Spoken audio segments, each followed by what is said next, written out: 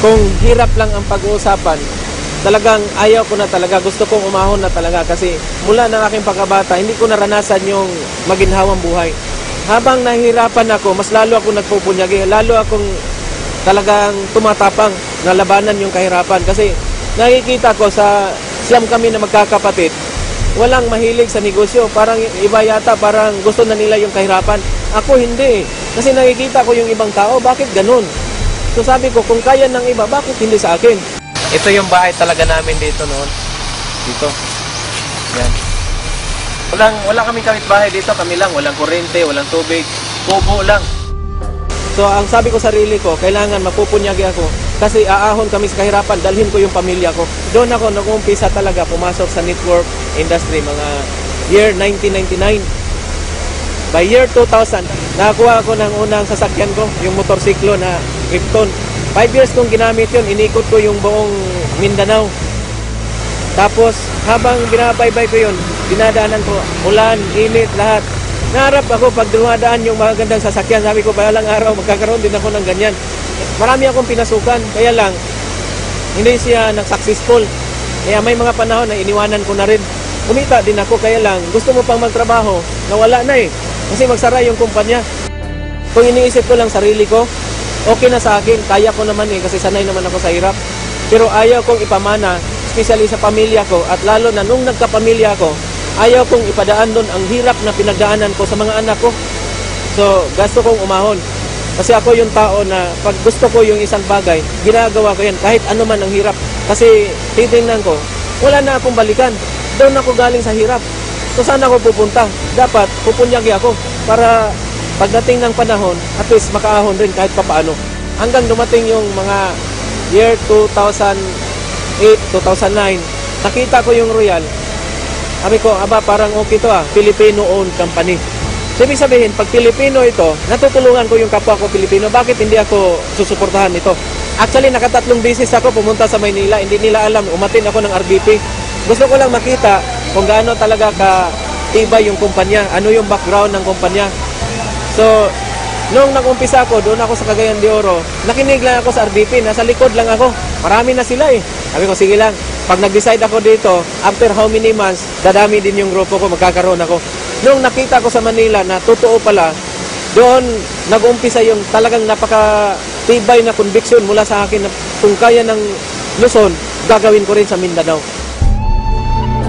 2010, doon ako nag-umpisa na talagang ikinumit kong sarili ko, gawin ko yung Royal. Now, bakit ang Royal ang ginawa ko? Bakit ito ang dinicide ko na ito ang gagawin ko? Kasi nakita ko sa kumpanya, yung mga tao na nasa loob ay totoong mga tao. Kaya pala nandyan yung Royal kasi gustong tulungan yung kapwa tao na Pilipino. Yung pag-uumpisa hindi madali, napakahirap. Lalo na sa area namin. Kasi yung area namin, wala kaming brands, wala kaming mapagkunan ng products. Davao lang yung kinukuhanan namin. Doon ko naranasan na order ako sa Davao, dideposit ko yung bayad, saka papadala yung products. Talagang hinihintay ko yan sa terminal. Maraming beses ang hirap. Natutulog lang ako sa terminal, hinihintay ko yun para maserve ko yung Iligan, Pagadian, Osamis, hanggang Zamboanga City. Hindi madali, pero nakikita nila yung conviction natin na talagang totoo yung ginagawa natin. Hanggang sa dumating yung punto na sinabi ng management na magkakaroon ng branch ng Cagayan. Doon talagang nabuhayan kami. Ako mismo. Kasi nakikita ko na ang hirap, hindi na yung hirap na ang layo ng kinukuhanan. Ako mismo na volunteer, sabi ko, kila server, kila press na press, pwede nyo akong utusan, maghanap ng building para pagdating ng panahon, kami rin na makinabang at lahat ng royalista. Noong nag-open kami, last March 2011, tapos dyan na kami kukuha ng mga chicken namin, yung bag, yung mga sodikso. Lahat-lahat nandoon na eh. Kami ay nagpapasalamat buong puso sa company na binigyan yung hiling namin na magkaroon kami ng branch. Pagkatapos ng isang taon, ang daming nagiging resulta. Kasi ako at saka yung misis ko, 11 months lang namin ginawa yun. Sabay kaming dalawa na pumasok sa Millionaire Circle. Doon ko nakita na kaya pala dito sa Mindanao. Yung mga tao na tinulungan namin, naniniwala sa amin, kumikita na rin. So doon ko na-realize na para nagkaroon ako ng napakalaking pamilya. So sa akin ngayon, hindi ko na iniisip magkano yung kinikita ko.